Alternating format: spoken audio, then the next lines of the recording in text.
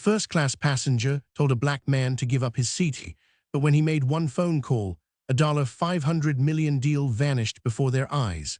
The first-class cabin hummed with a quiet, expensive sort of anticipation. Golden light spilled down from the overhead panels, catching the edges of polished glassware and the neat fold of linen napkins.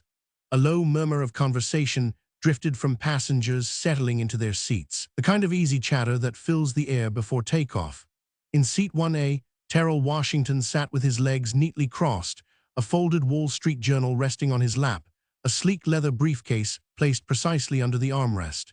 He turned a page slowly, eyes scanning a headline without any apparent urgency, the picture of a man at ease in a space that fit him as naturally as his tailored suit. The rhythm was broken by a pair of polished black flats clicking down the aisle. Stephanie, the flight attendant, wore a smile that didn't quite reach her eyes. She stopped at Terrell's row, hands clasped just below her waist, the sort of stance that said she was about to deliver a statement rather than a question. "Sir, I'm going to have to ask you to give up this seat for one of our real premium passengers," she said, her tone coded in courtesy but edged with something harder. "I'm sure you understand." Her gaze held his for a moment before flicking toward the aisle behind her, where a man in a crisp navy blazer stood waiting. Richard tapped the face of his silver watch with one manicured finger, letting out a loud sigh as if every passing second was a personal offense. "Some people just aren't used to flying up here," he muttered, not bothering to lower his voice. Terrell didn't move. He didn't even lower his paper. He simply looked up at Stephanie, the calm in his expression so steady it was almost unsettling. "Excuse me," he said, his voice low, smooth. Stephanie's smile tightened. "The seat belongs to a passenger with priority status," she explained, her tone leaning into the kind of slow emphasis used on someone you expect to comply without question. A few heads in nearby rows turned. One man glanced at Terrell, then back at Richard, then away again, as though looking too long might draw him into the conversation. A woman in 3A whispered something to her seatmate, her eyes darting toward 1A before she quickly looked down at her phone. The sound of soft conversation began to fade as passengers tuned in, their attention pulled like iron filings to a magnet. The cabin air seemed to tighten.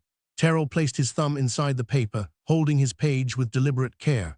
"Are you asking me to move because of a policy?" he asked, his eyes steady on Stephanie, "or because of what you see?" The question seemed to hang in the space between them, heavy enough to push the background chatter into silence.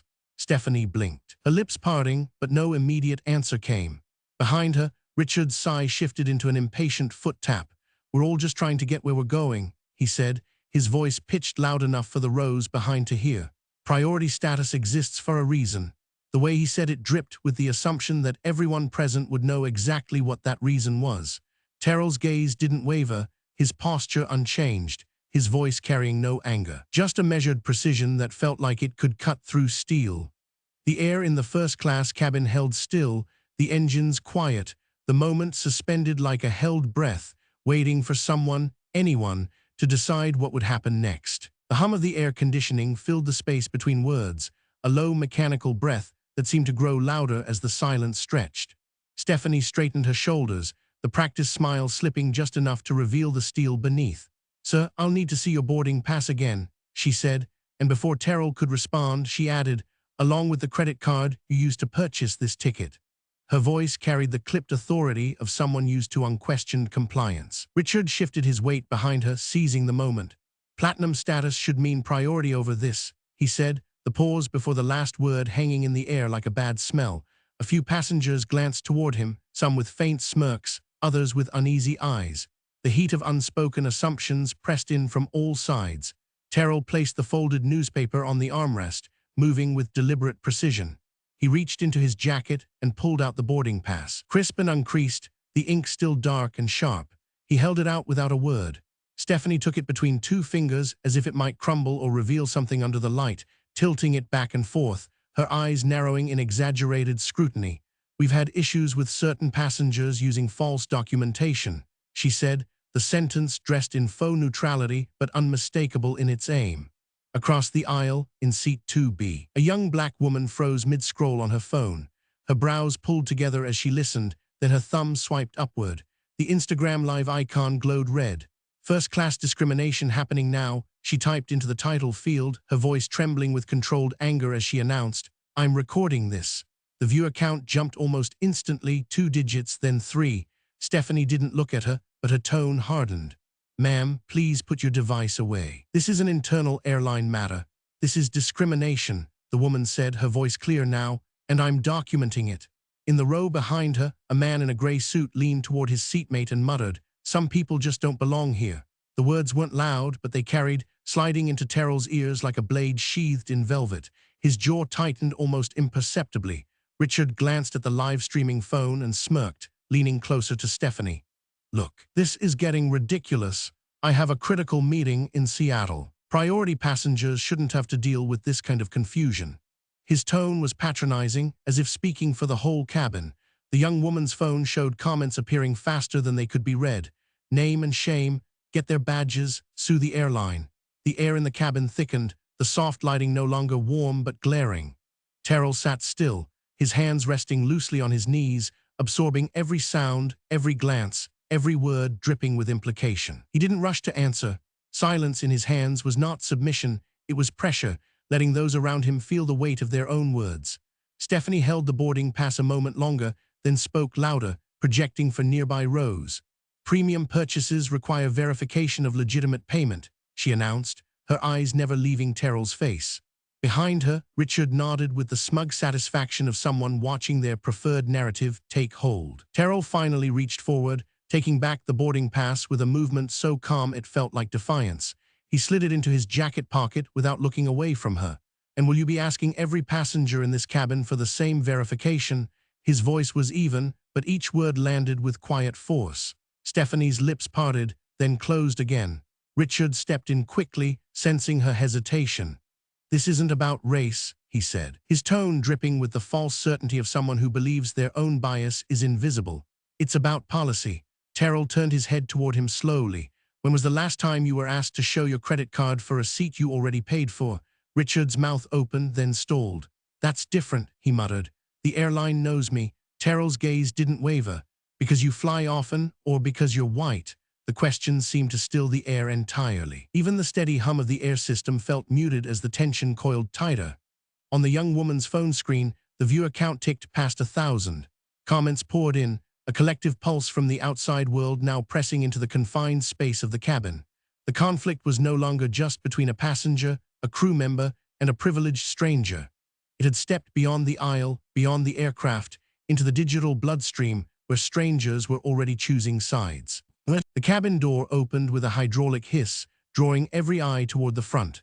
Patricia, the gate manager, stepped inside with brisk, confident strides, her ID badge swinging against her blazer. 2 uniformed security officers followed, their presence instantly shifting the atmosphere from tense to volatile.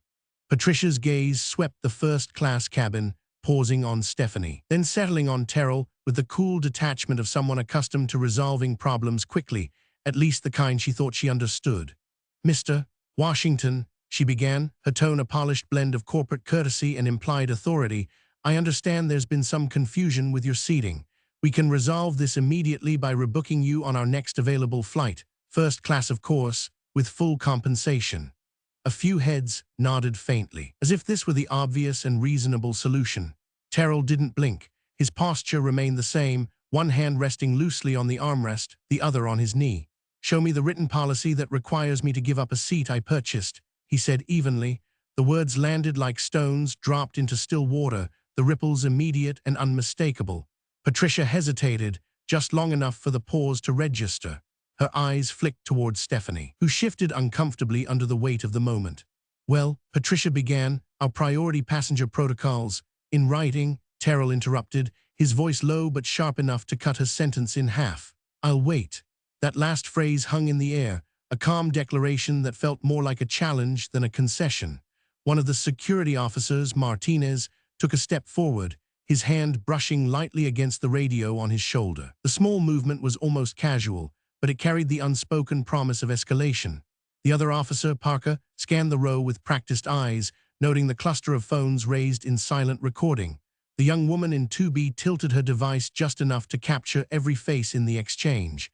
Patricia's polite smile tightened. "Sir, we can avoid unnecessary disruption here if you'll cooperate." Terrell's gaze didn't waver. "Define disruption," he said. Is it me sitting quietly in my purchased seat, or the airline attempting to remove a passenger without policy to support it? A murmur ran through the cabin.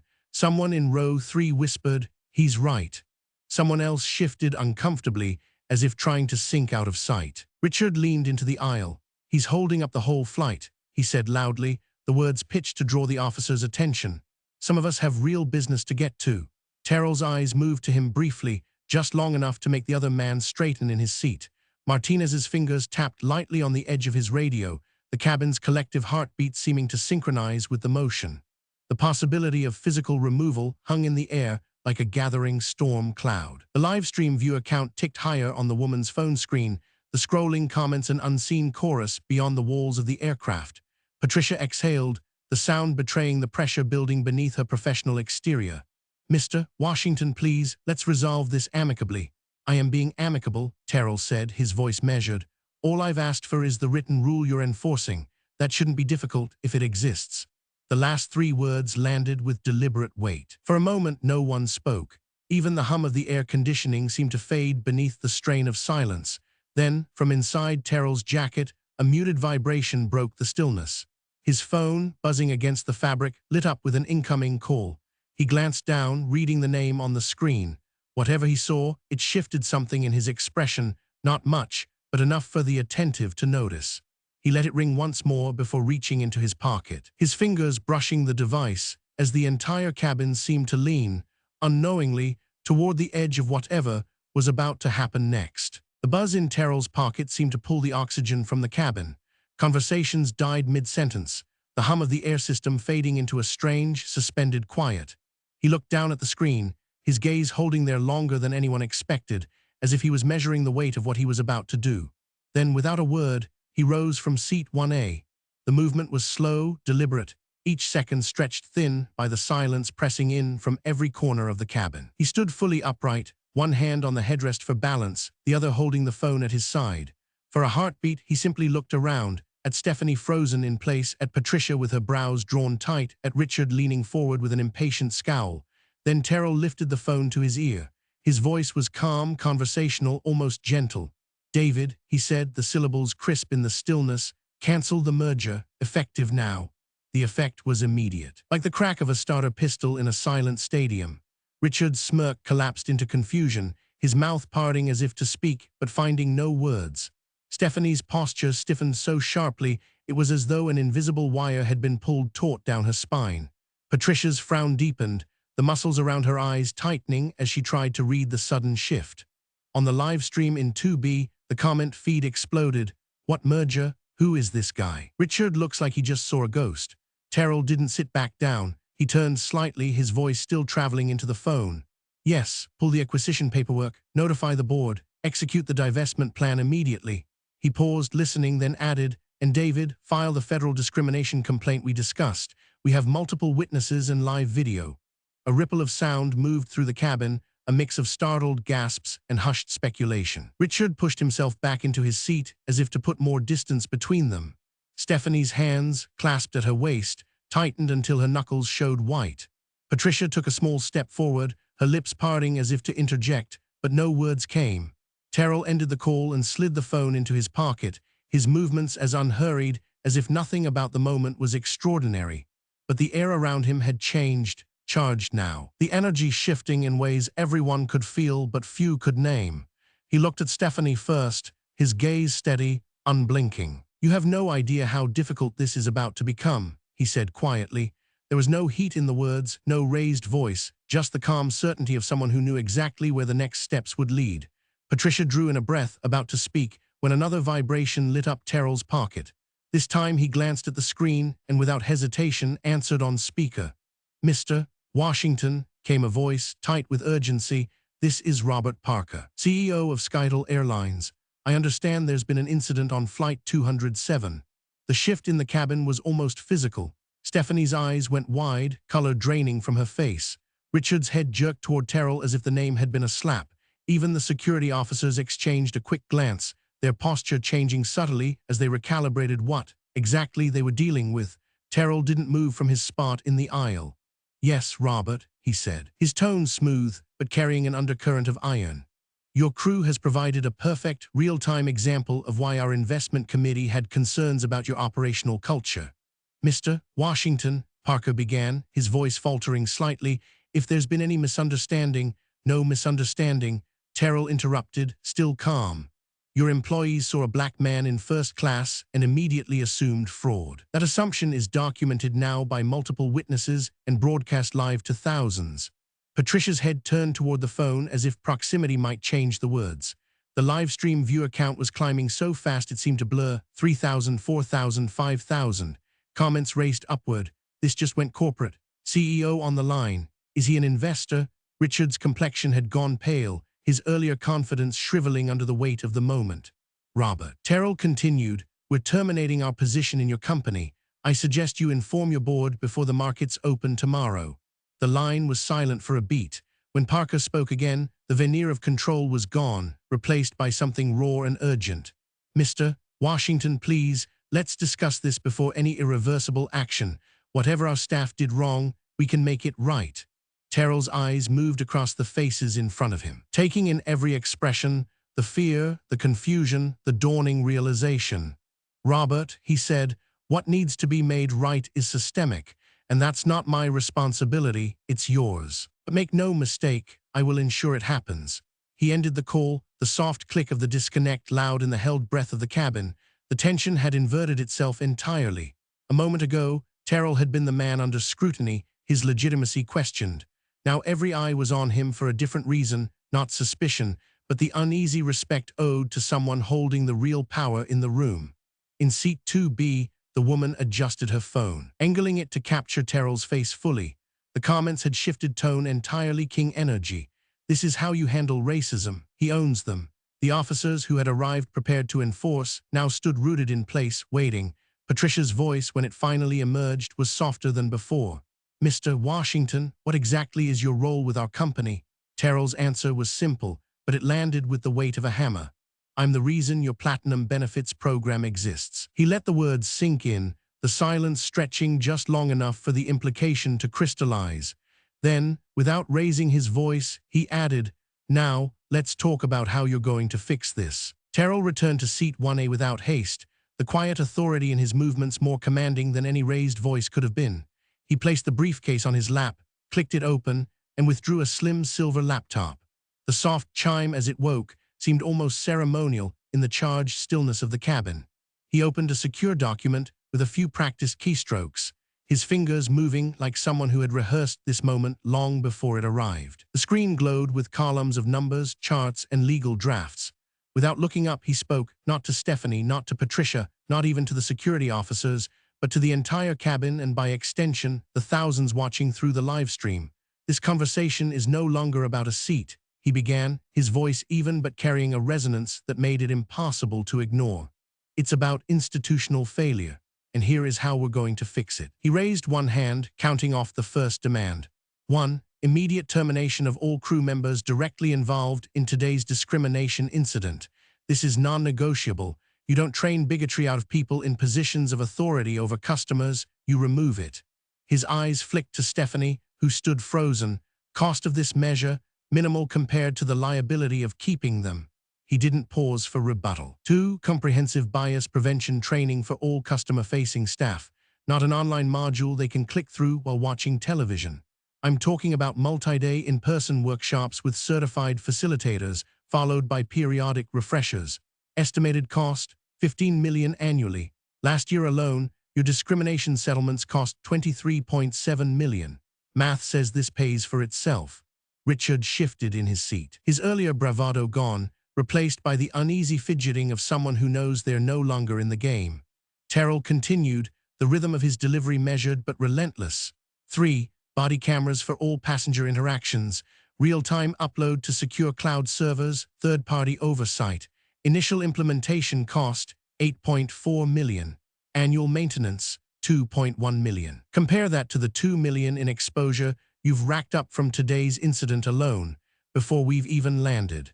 The young woman in 2B adjusted her phone to catch every syllable, her viewers flooding the comments with lines like he's schooling them, and this is how change happens. 4 monthly diversity audits conducted by an independent firm. Results published publicly within 48 hours of completion. No edits, no executive spin. If you're doing the right thing, transparency should be your ally, not your enemy. His voice didn't rise, but the weight of each word made it feel like it did. 5 and final, a direct escalation protocol. Any discrimination complaint bypasses middle management entirely and is reviewed by executive leadership within 24 hours. No more burying problems to protect careers. He let his gaze sweep the cabin then, meeting eyes one by one, as if memorizing who would be part of this change and who would be left behind. These aren't requests, he said, his tone dropping into something harder, more final. They're the cost of doing business with me. On the live stream, the comment feed went white hot, the viewer count climbing into the tens of thousands. Passengers in the cabin sat in still, taut silence, some with eyes wide, others with heads bowed slightly as if in recognition of the moment. Robert Parker's voice came over the speakerphone from Terrell's earlier call, tight and hurried. Mr. Washington, these measures are significant. Implementing them will be less expensive than watching your stock drop another 18% in the next 30 minutes. Terrell cut in smoothly. You've already lost over $750 million in market capitalization since this live stream began. The clock is ticking. The sound of furious typing echoed faintly through the phone as the executive team on the other end scrambled to keep up.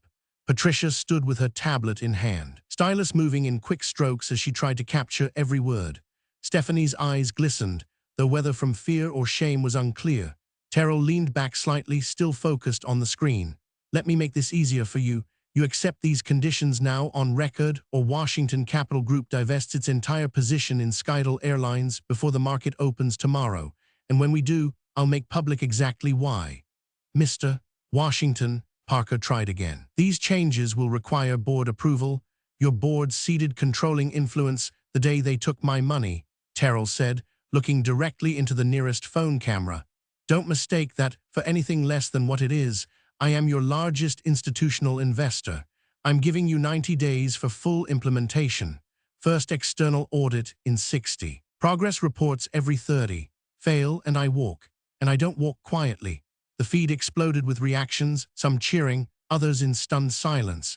Even those who had no stake in the airline seemed to recognize that they were watching something rare, a moment where power was being used to dismantle the very prejudice it had just endured. Terrell's fingers moved over the keyboard, drafting a summary of the terms and sending it to multiple recipients in a flurry of keystrokes. He closed the document, looked up, and spoke one last time before ending the impromptu meeting. You've been handed an opportunity to lead your industry instead of dragging behind it. Take it. Then, with a precise motion, he closed the laptop. The soft click of its latch sounded louder than the collective breath of the cabin. He leaned back into his seat, the leather creaking under his shoulders, and turned his head toward the young woman's phone in 2B. His eyes met the lens with unflinching steadiness, as though he was speaking to every single viewer on the other side. The cabin remained suspended in silence for a heartbeat longer, and then the phones, the whispers, the messages surged back to life, the world beyond the fuselage already reshaping itself around what had just been set in motion. 6 weeks later, the conference room on the top floor of 500M Airlines headquarters looked nothing like the boardroom Terrell had walked into years before. Sunlight spilled across a long polished table where charts, reports, and live dashboards glowed on mounted screens. At the top of every report was a new heading in bold, Washington Protocol Implementation Status. The numbers told their own story, 0 discrimination complaints in the last 6 weeks, the longest such stretch in the company's history. Legal expenses tied to bias incidents, down 100%. Customer satisfaction ratings, up 43%. It wasn't just a corporate shift, it was a cultural one.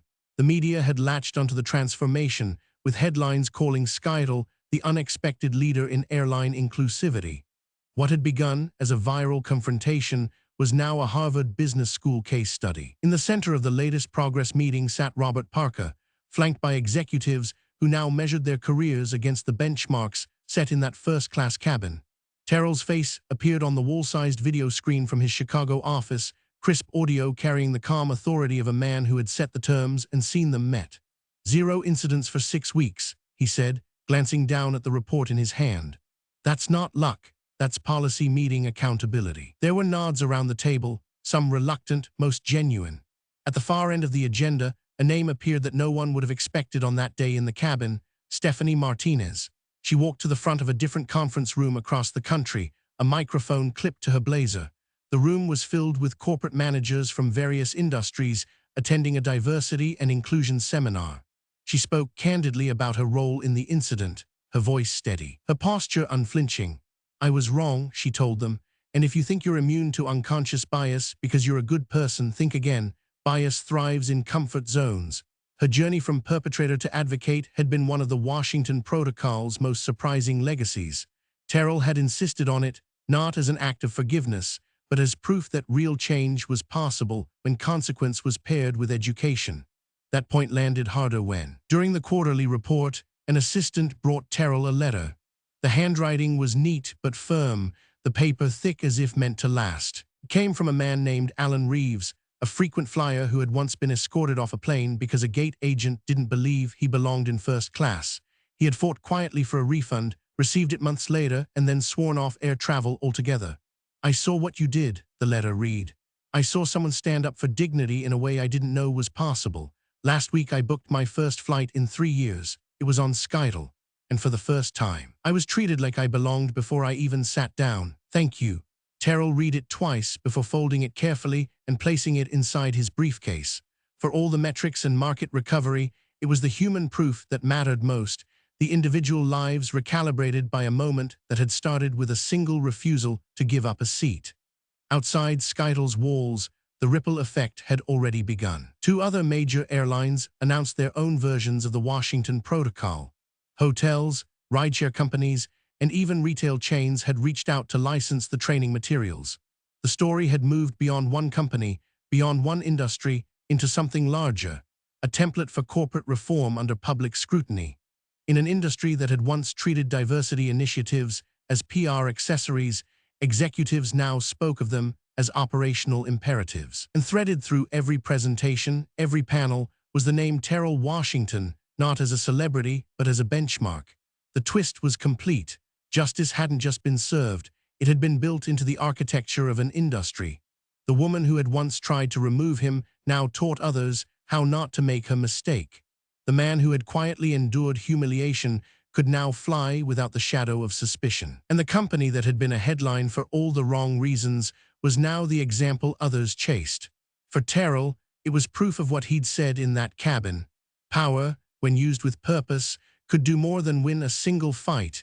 It could change the rules of the game entirely. The auditorium was full, the low hum of anticipation settling as the lights dimmed.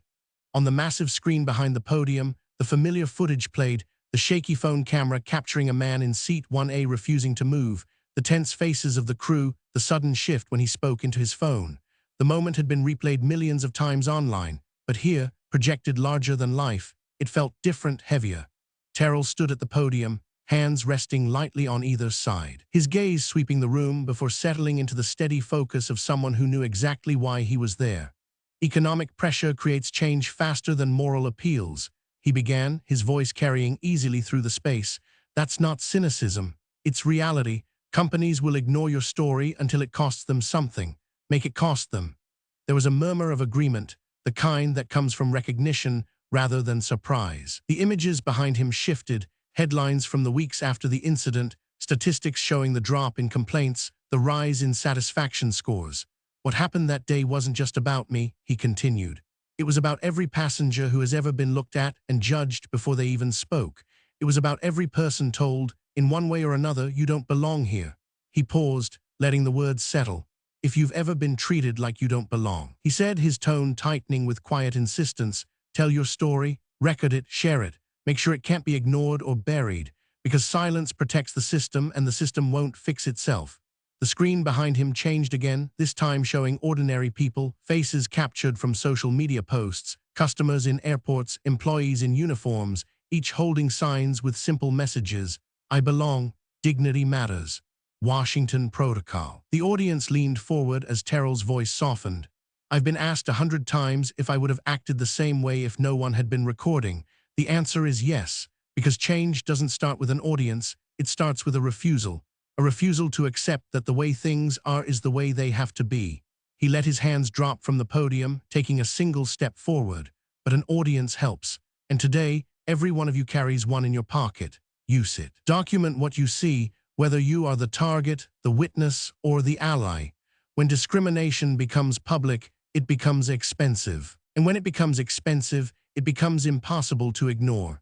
The final image appeared behind him, a still frame from the live stream, his eyes locked on the camera, the moment that had sent a shockwave through an industry. "This wasn't a one-time victory," he said. "It was a blueprint, and now it's yours. Use it well." The applause rose, not in a burst, but in a steady, swelling wave. The kind that comes from people who understand they've just been handed both a challenge and the means to meet it. If you enjoyed this story, let us know in the comments. And don't forget to like, share, and subscribe for more inspiring stories.